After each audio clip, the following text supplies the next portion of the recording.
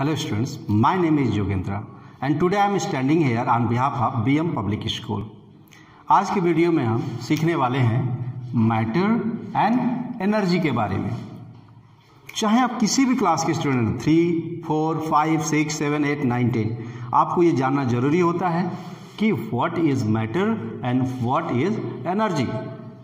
तो अभी हम बात करते हैं मैटर के बारे में। बहुत पहले आइंस्टाइन साहब ने एक इक्वेशन दिया था E = mc²। E stand for energy, M stand for matter.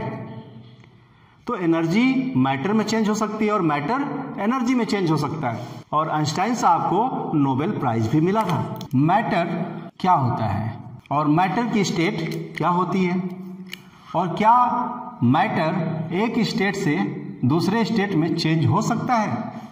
3 question है यहाँ पे। What is matter, what is the state of matter and how can a matter change into their states. चलिए बात करते हैं। मैटर के इस एक स्टेट का नाम है सॉलिड, दूसरे स्टेट का नाम है लिक्विड और तीसरे स्टेट का नाम है गैस। तो कोई आपसे पूछता है, आप अपने इन्वायरमेंट में, अपने डेली लाइफ में बहुत सारे तरह के सॉलिड्स देखते हैं, लिक्विड्स देखते हैं, गैस देखते हैं। तो सॉलिड क्या है? तो सॉलिड क्या है? It is a matter. Liquid क्या है? It is also a matter. Gas क्या है? It is also matter. तो मैटर क्या है? सॉलिड क्या है? मैटर है। मैटर क्या है? लिक्विड मैटर है। मैटर क्या है? गैस मैटर है। ये मैं आपको समझने के लिए बता रहा हूं, डिफिनेशन के पॉइंट ऑफ व्यू से नहीं बता रहा हूं। एक बार आप इस चीज को समझ जाएंगे तो आगे आपको बहुत सारी चीजें हैं जो समझ में आना शुरू कर देंगे। तो मैटर की कौन कौन स्टेट है? Solid, liquid, gas. क्या मैटर की स्टेट चेंज हो सकती है? Yes, solid can change into liquid. क्या नाम होगा? किस प्रोसेस के थ्रू ये होगा? तो मेल्टिंग प्रोसेस के थ्रू, मेल्टिंग प्रोसेस के through solid change into liquid. इसका एक दूसरा टेक्निकल भी नाम आता है जिसको हम बोलते हैं फ्यूजन प्रोसेस। क्या बोलते हैं? Fusion process. यानी solid change into liquid through fusion process और मेल्टिंग प्रोसेस। क्या लिक्विड गैस में चेंज हो सकता है? Yes, liquid can change into gas. किस प्रोसेस के थ्रू? यहां पे हमें प्रोसेस बताना बहुत जरूरी है, किस प्रोसेस के थ्रू वो चेंज होगा। तो लिक्विड गैस में इवापोरेशन प्रोसेस के थ्रू चेंज होगा। किस प्रोसेस के थ्रू? इवापोरेशन प्रोसेस के थ्रू चेंज होगा। या दूसरा प्रोसेस भी हो सकता है वेपराइजेशन प्रोसेस के थ्रू। किसके थ्रू? वेपराइजेशन प्रोसेस के through liquid can change into gas. क्या ऐसा हो सकता है गैस भी लिक्विड में चेंज हो सकती है? यस, गैस भी लिक्विड में चेंज हो सकती है। किस प्रोसेस के थ्रू? कंडेंसेशन प्रोसेस के थ्रू। कंडेंसेशन प्रोसेस के through gas change into liquid. क्या लिक्विड सॉलिड में चेंज हो सकता है? Yes, liquid can change into solid through solidification process. किस प्रोसेस के थ्रू? सॉलिडिफिकेशन प्रोसेस के थ्रू। दूसरा इसका टेक्निकल नाम हो सकता है फ्रीजिंग प्रोसेस। क्या हो सकता है? फ्रीजिंग प्रोसेस के थ्रू सब्लिमेशन, सॉलिडिफिकेशन प्रोसेस या फ्रीजिंग प्रोसेस के through liquid can change into solid. एक और बात आती है, क्या इस यूनिवर्स में मैटर की सिर्फ 3 ही स्टेट हैं? Solid, liquid, gas?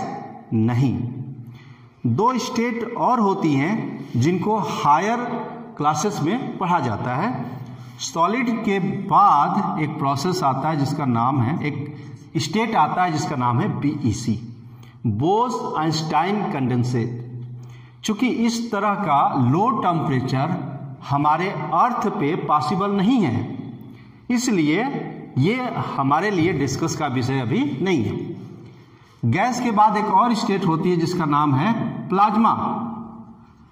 चूंकि इतना हायर टेम्परेचर, BC क्या है? लोअर टेम्परेचर, और प्लाज्मा क्या है? Higher temperature.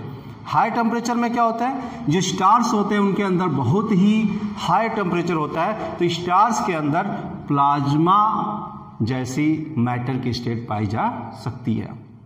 सो हमें प्लाज्मा और BC इनको डिस्कस नहीं करना होता है, हमें समझना होता है सॉलिड को, लिक्विड को और गैस को। एक सवाल और आता है, क्या सॉलिड डायरेक्ट गैस में चेंज हो सकता है? अब क्वेश्चन क्या बना, क्या सॉलिड डायरेक्ट गैस में चेंज हो सकता है? यस। किस प्रोसेस के थ्रू? तो उस प्रोसेस का नाम है सब्लिमेशन प्रोसेस के थ्रू।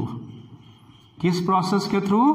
सब्लिमेशन प्रोसेस के through solid can change into gas. फिर एक अनदर क्वेश्चन आता है, क्या गैस डायरेक्ट सॉलिड प्रोसेस में चेंज, मतलब सॉलिड स्टेट में चेंज हो सकती है बिना लिक्विड स्टेट में आए? यस, गैस भी विदाउट लिक्विड स्टेट में आए डायरेक्ट सॉलिड स्टेट में चेंज हो सकती है। किस प्रोसेस के थ्रू?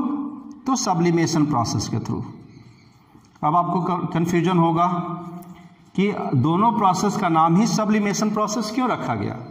किसी किसी बुक में आपको मिल जाएगा डिपोजिशन प्रोसेस, लेकिन हमारी जो एनसीईआरटी है वो कौन सा प्रोसेस यूज करती है? Sublimation process. अब एक क्वेश्चन आता है कि सॉलिड का एग्जाम्पल क्या है? आइस। वाटर की 3 स्टेट होती हैं। वाटर की कितनी स्टेट होती हैं? 3 होती हैं। एक होता है सॉलिड, एक होता है लिक्विड और एक होता है गैस। सॉलिड का एग्जाम्पल क्या है? आइस। और लिक्विड का एग्जाम्पल क्या है? वाटर। और गैस का एग्जाम्पल क्या है? वेपर। तो वाटर की 3 स्टेट है, वो आइस फॉर्म में आ सकता है, वाटर फॉर्म में आ सकता है, वेपर फॉर्म में आ सकता है। ये कैसे होगा? जब आप आइस को हीटअप करोगे, आप आइस को एनर्जी दोगे तो वो वाटर में चेंज होगा। प्रोसेस का नाम होगा मेल्टिंग प्रोसेस या फ्यूजन प्रोसेस। और जब आप वाटर को और एनर्जी दोगे तो वो वेपर स्टेट में चेंज हो जाएगा। किस प्रोसेस के थ्रू? तो इवापोरेशन प्रोसेस के थ्रू। ये बात रही कि हम सॉलिड को एनर्जाइज करें, हीटअप करें तो उसके प्रोसेस आगे बढ़ेंगे। और अगर हमारे पास गैस है तो हम उसे क्या करेंगे? उसकी एनर्जी को कम कर देंगे तो लोअर टेम्परेचर पे वो रिवर्स होगा, लिक्विड बनेगा, और लोअर करने पे वो फ्रीज होकर क्या बन जाएगा? सॉलिड बन जाएगा। तो ये रिवर्सिबल है। Water have 3 states, ice, water and vapour, और ये आपस में तीनों इंटरचेंज हो सकते हैं। तो ये था अबाउट मैटर। चूंकि मैटर की बात आती है तो एक और तरह का मैटर हमें डिस्कस को मिल जाता है, डार्क मैटर। एक और एनर्जी मिल जाती है डिस्कस को, उसे कहते हैं डार्क एनर्जी। चूंकि जब ये यूनिवर्स बना था तो जो मैटर था वो विजिबल हो गया और जो एनर्जी थी वो इनविजिबल रही, बट दैट इज वर्किंग। अब एक ऐसे भी मैटर की बात हो रही है जो विजिबल नहीं है, और एक ऐसे भी एनर्जी की बात हो रही है जो डार्क है। इसका मतलब हम उसको अभी तक अंडरस्टैंड कर ही नहीं पाए। सो अभी वो एनर्जी नोन नहीं है। जो एनर्जी नोन नहीं है उस एनर्जी को हम क्या बोलते हैं? Dark energy.